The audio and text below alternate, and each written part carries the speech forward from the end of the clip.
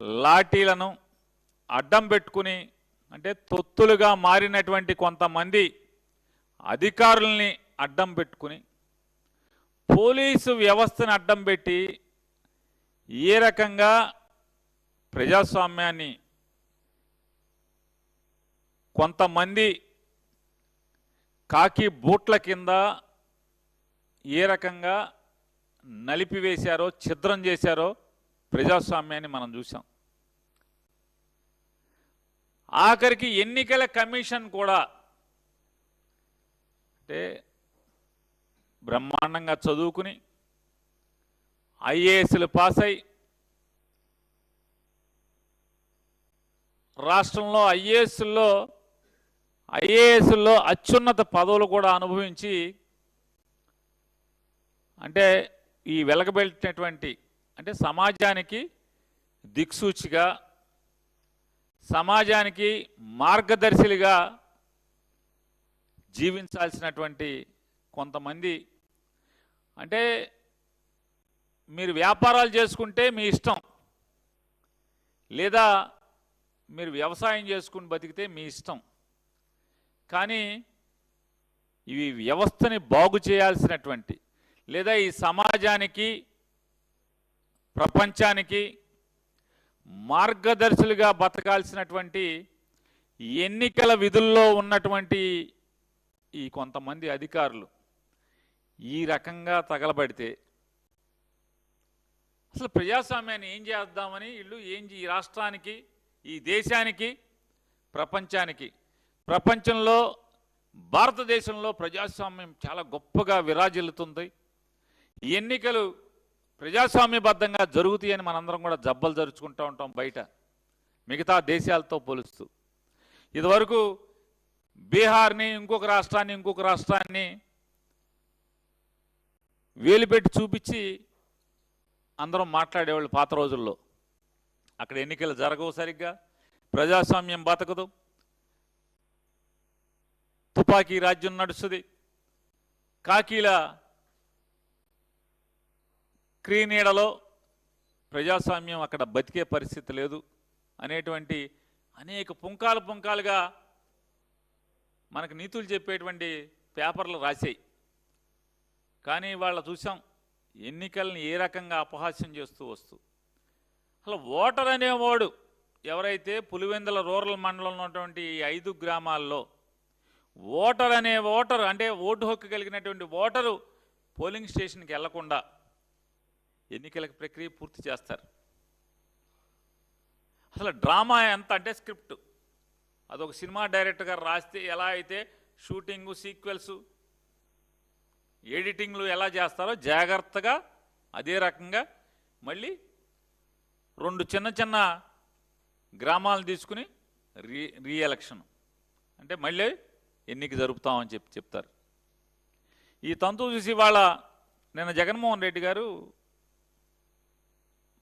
Media ద్వారా ఈ సమాజాన్ని సర్వనాశనం చేస్తున్నటువంటి ప్రజాస్వామ్యాన్ని కూనీ చేస్తున్నటువంటి నారా చంద్రబాబు నాయుడు ప్రభుత్వానికి అంటే ఆ ఎన్నికల్లో ఏం జరిగిందో రాష్ట్ర ప్రజానికానికి కళ్ళ కట్టినట్టు ఆధారాలతో సహా చూపిస్తూ ఆయన ఈ ప్రభుత్వాన్ని నాకు ఈ సమాధానం చెప్పండి అని ఛాలెంజ్ చేశారు. ఆ ఛాలెంజ్లేటికి సమాధానం చెప్పకుండా దాంట్లో ఆయన చెప్పారు జగన్మోహన్ రెడ్డి గారు, ఎస్ మేము న్యాయస్థానాన్ని ఆశ్రయిస్తున్నాం ఈ ఎన్నికల మీద, మరీ ప్రత్యేకించి పులివెందుల జెడ్పీటీసీ అలాగే ఒంటిమిట్ట జెడ్పీటీసీ ఈ 2 ఎన్నికల మీద మేము న్యాయస్థానాన్ని న్యాయం కోసం అర్థించడానికి వెళ్తున్నాం, కోర్టు మెట్లెక్కబోతున్నాం అని చెప్పి ఆయన నిన్న చెప్పారు. వెంటనే మళ్ళీ స్క్రీన్ ప్లే మార్చుకున్నారు. అంటే పులివెందుల జెడ్పీటీసీ ఎలక్షన్ ఒకే రౌండ్లో మొత్తం కౌంటింగ్ అయిపోవాలంట. అంటే కోర్టు తలుపులు తెరిచేప్పటికీ కోర్టు తాళాలు తీసి బూజు దులిపి జడ్జి గారు కుర్చీలో కూర్చునేప్పటికీ ఎన్నికైనట్టుగా ఈ ఎన్నికల పత్రం ఇచ్చేసేయాలి. ఎందుకంటే మళ్ళీ జడ్జి గారు ఈ ఆధారాలను చూసి మొత్తం ఎన్నికల కమిషన్ని కలెక్టర్ని 2 మొట్టికాయలు మొట్టి ఎలక్షన్ అంతా ఆపండి అంటాడేమో అని చెప్పని కంగారు, భయం, ఆదరా బాదరా. అంటే ఎన్నిక అయిందని పులివెందుల్లో మేము గెలిచామనేటువంటి ఇది గెలుపా? ఇది గెలుపా అని అడుగుతున్నాను. ఎవరిని మోసం చేస్తున్నారు మీరు? మీరేమనుకుంటున్నారంటే ఈ రాష్ట్ర ప్రజల్ని ఏమారుస్తున్నాము మహా తెలివితేటలతో 45 ఏళ్ల అనుభవంతో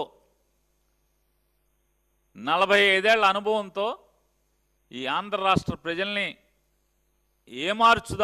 ఏమారుస్తున్నామనేటువంటి పగటి కళలతోనే మీరు ఇవాళ ఈ పులివెందుల ఎన్నికల్ని ఏ రకంగా జరిపారో. కానీ ప్రజల అమాయకులా? ఇట్లాంటి నారా చంద్రబాబు నాయుడు గారు లాంటి వాళ్ళని ఎంతమందిని చూసుకుంటారు? ప్రజలు ఎప్పటికీ అమాయకులు గారు. మీరెన్ని మసిపూసి మారేడుకాయలు చేసి ప్రజలకి చూపిద్దాం అనుకున్నా, పులివెందుల్లో మొదటిసారి ప్రజాస్వామ్యం బతికించాం అని చెప్పని ఈ డ్రామాలకి మీరు ఎన్ని చేసినా కూడా కళ్ళకు కట్టినట్టు ఇవాళ మీడియా అంతా చూపించింది. అంతా ఆంధ్రజ్యోతి, అంతా ఈనాడు, అంతా TV5 కాదు కదా. ఏదోటి న్యూట్రల్గా పనిచేసేవాళ్ళు కొంతమంది ఉన్నారు. వాళ్ళు ఈ ప్రపంచానికి చూపించారు ఆల్రెడీ అక్కడ ఏం జరుగుతుంది అని చెప్పని. వెనకటికి ఏదో చెప్పిన సామెతగా ఎవడే అంటే వీళ్ళ బతుకు బాండారాన్ని వీళ్ళే బయటెట్టుకున్నారు. ఎందుకని? ఘనమైన జిల్లా కలెక్టర్ గారు, కడప జిల్లా కలెక్టర్ గారు చాలా గొప్పోడు, అద్భుతంగా ప్రజాస్వామ్యబద్ధంగా మేము ఎన్నికలు జరుపుతున్నాం, స్వేచ్ఛాయుతమైన వాతావరణంలో ఎన్నికలు జరుపుతున్నాం అని చెప్పనేటువంటి డ్రామా మాటలు చెప్తూ ఒక్కటంటే ఒక్క మీడియాని కూడా ఎన్నికల సరళిని, ఓటింగ్ లైన్లని, పోలింగ్ బూతుల్లోకి వెళ్ళటానికి కానీ ఏ మీడియాకి అనుమతి ఇవ్వకుండా వాళ్లే ఒక కిరాయికి మాట్లాడుకునే డబ్బులకి ఒక సొంత ప్రైవేట్ ఫోటోగ్రాఫర్ని, వీడియోగ్రాఫర్ని పెట్టుకుని వాళ్లే తీసి వాళ్లే బయటికి ఇచ్చారు.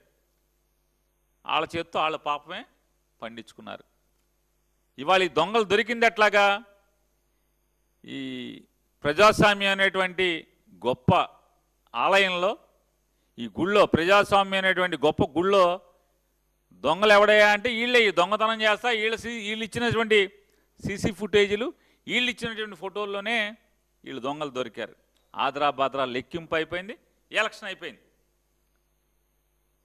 గెలిచేశాం. దాంట్లో ఇక తంతు మామూలుగా లేదు, చాలా చాలా తంతులు చేశారు. నిన్న మేము నారా చంద్రబాబు నాయుడు గారిని నీ 45 ఏళ్ళు 50 ఏళ్ల అనుభవాన్ని ప్రశ్నిస్తున్నాం. జగన్మోహన్ రెడ్డి గారు నీకంటే చిన్నవాడైనటువంటి 5 సంవత్సరాలు మాత్రమే ముఖ్యమంత్రిగా ప్రభుత్వాన్ని నడిపిన అనుభవంతో కేవలం 12 సంవత్సరాలు 13 సంవత్సరాలు వయసు ఉన్నటువంటి ఒక రాజకీయ